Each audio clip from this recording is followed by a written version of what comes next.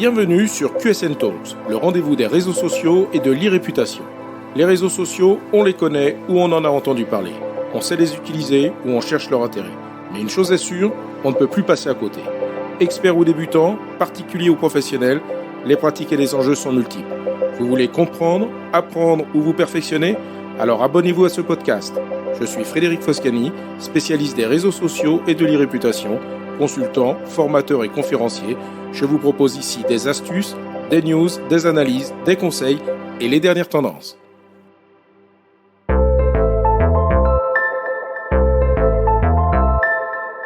Bonjour.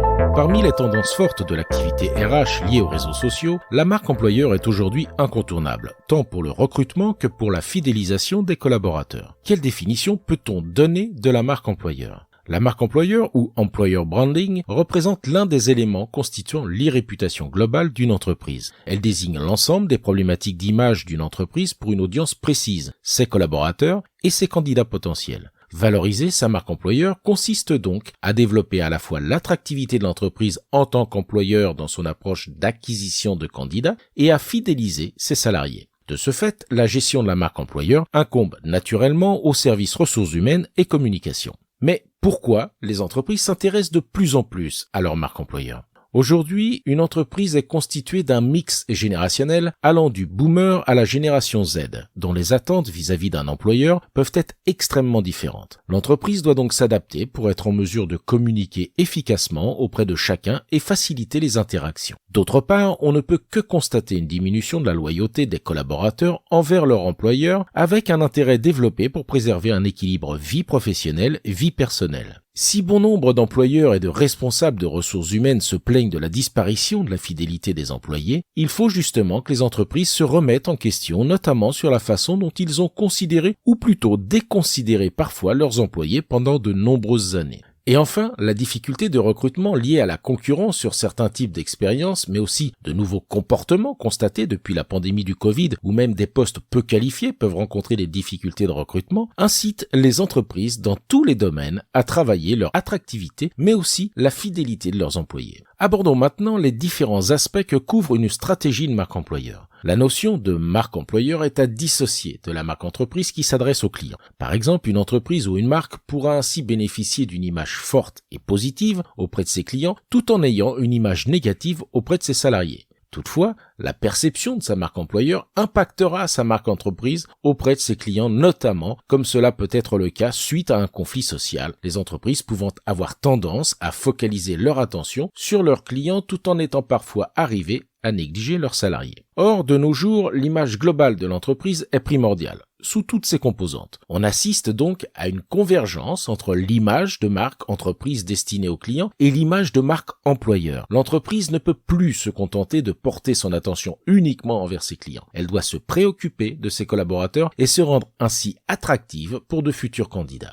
C'est donc aux dirigeants de donner l'impulsion et de faire ce choix qui est un véritable choix stratégique. Voyons maintenant quelques conseils pour travailler sa marque employeur. Tout d'abord, il faut appliquer au recrutement les mêmes principes que ceux qui prévalent aujourd'hui pour les processus de vente de produits ou de services. C'est-à-dire qu'il ne sera plus suffisant de se contenter d'une présence institutionnelle via son site web et l'onglet carrière dans lequel on se contente généralement de diffuser les offres d'emploi. Les usages conversationnels facilités par les réseaux sociaux, les blogs, les forums et autres sites de notation comme Glassdoor, Meilleures Entreprises et Indeed obligent l'entreprise à surveiller les conversations et à prendre part au dialogue. Il faut être présente là où se trouvent sa ou ses audiences cibles. L'approche doit donc être globale et réfléchie en considérant des leviers à la fois externes et internes. Tout d'abord, pour les publics internes, il conviendra de prendre conscience de leur perception de l'entreprise en tenant compte de la diversité des métiers, de l'ancienneté, des postes et de leur localisation. Il ne peut y avoir une perception commune. Il est donc primordial d'avoir une vision de la perception de l'ensemble des parties prenantes de l'entreprise. Il faut également sensibiliser les salariés aux usages et risques des réseaux sociaux afin d'éviter autant que possible que leur comportement vienne impacter l'image de l'entreprise.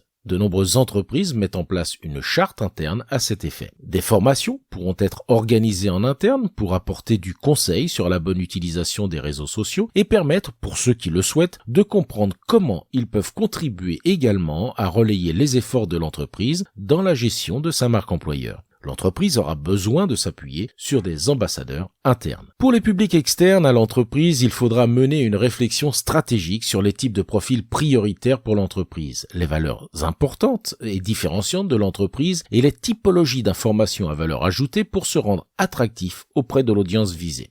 Là aussi, il sera nécessaire de passer par une phase de collecte d'informations sur la perception de l'entreprise par ceux qui n'en font pas partie. De cette analyse découlera un plan d'action permettant d'identifier les leviers de communication adaptés et l'aspect opérationnel de mise en œuvre. Enfin, il est indispensable de revoir ces processus de recrutement pour éviter que des dysfonctionnements viennent parasiter les efforts que l'entreprise mène par ailleurs pour donner une image positive. Il ne faut pas oublier que les sites de notation des entreprises proposent également aux candidats de noter le processus de recrutement, en fait, de partager leur expérience candidat. Une étude de 2019 du site JobTeaser précisait que 82% des candidats n'ont aucun retour quand ils postulent à des offres d'emploi et que 2/3 des candidats déclarent moins aimer une entreprise après y avoir postulé. Dans ce contexte, la gestion de la marque employeur destinée aux candidats ne doit pas être de la communication de façade, mais bien refléter la réalité de l'entreprise et intégrer l'intégralité des étapes du processus de recrutement, de la candidature en passant par les entretiens, le suivi de la relation candidat et l'onboarding. Pour ce qui est de la rédaction de l'offre d'emploi, bien souvent la même depuis des années, elle doit également évoluer. Elle doit refléter l'esprit de la marque employeur que l'entreprise veut promouvoir auprès de l'audience concernée par cette offre.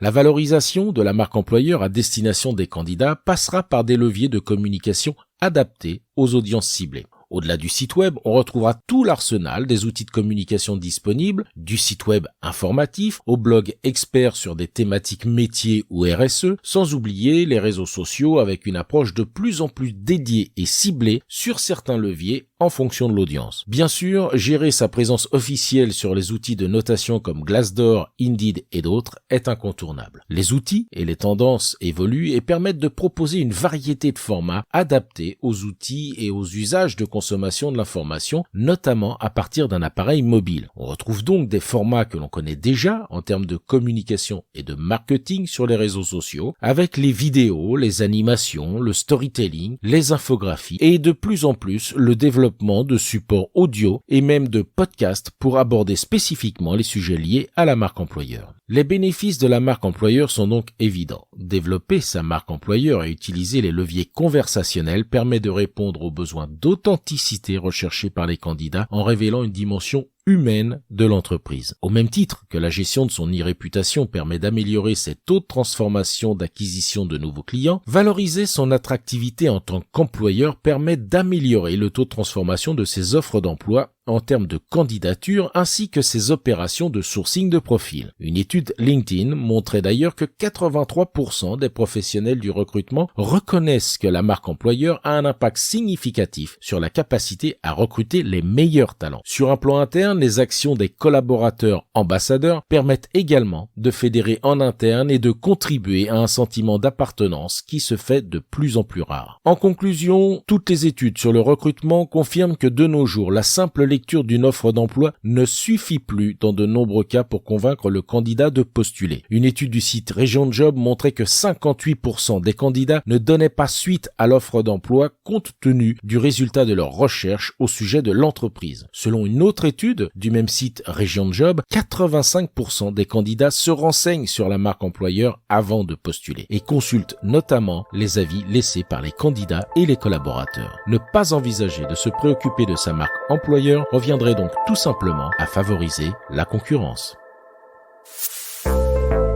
Cet épisode vous a intéressé? Alors abonnez-vous pour ne pas rater la suite. Et n'hésitez pas à donner 5 étoiles au podcast sur Apple Podcast et à le partager sur vos réseaux sociaux préférés. Ça fait toujours plaisir.